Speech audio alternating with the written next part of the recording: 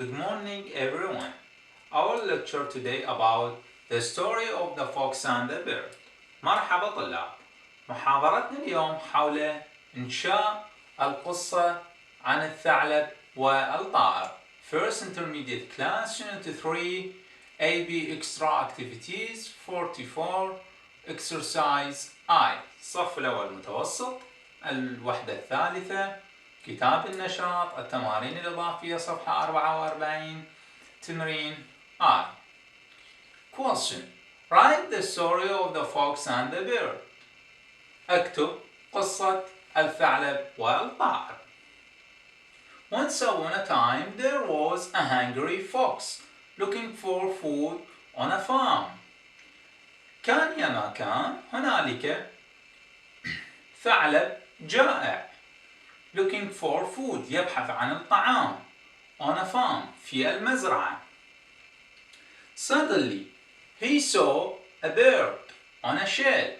فجأة هو رأى طائر على سقف الكوخ. هنا shed تأتي معناها سقف للكوخ سقيفة وتأتي معناها فقط كوخ. في هذه القصة يكون معناها سقيفة الكوخ. The fox asked the bird if he saw the chickens. الثعلب هنا سأل الطائر فيما إذا هو قد رأى الدجاج. No, I haven't, said the bird angrily. جاوب هنا الطائر بصورة غاضبة. قال له No, I haven't, أنا لم أرى. The fox saw some meat under the bird's foot and asked the bird, Have you sung today? The bird sang at once. الثعلب هنا رأى بعض اللحم تحت أقدام الطائر لذلك سأله.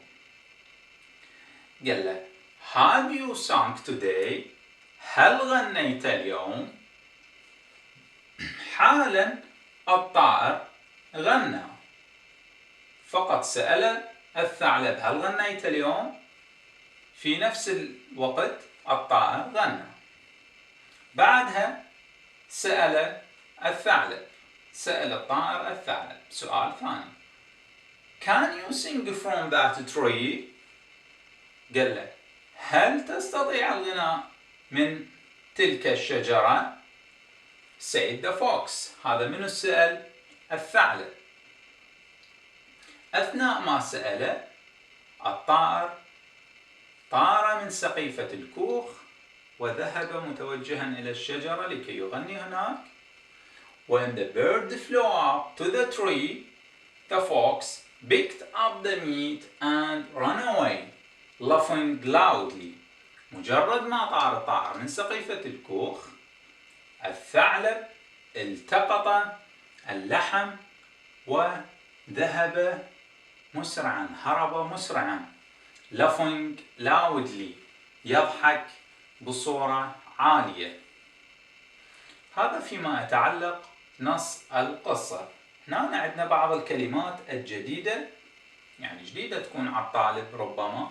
فبعض المعاني هذه الكلمات هي once upon a time كان يا ما كان معناها hungry معناها جائع farm معناها مزرعة suddenly معناها فجأة shed معناها هنا سقف الكوخ angry معناها بصورة غاضبة tree معناها شجرة laughing معناها يضحك loudly عاليا أو بصورة عالية أو بصوت عالي at once معناها في الحين أو حالا sing أخيرا عندنا sing معناها يغني وأيضا نعطيك sang الماضي مالتها song التصريف الثالث مالتها. هذا فيما يخص هذه القصة. الطالب يقدر يعتمد على هذا النص بالإنشاء بنفس الوقت يقدر يكتب تعبير خاص من عنده لكن بشرط على نفس هذه القصة قصة الثعلب والطائر. شكرا جزيلا.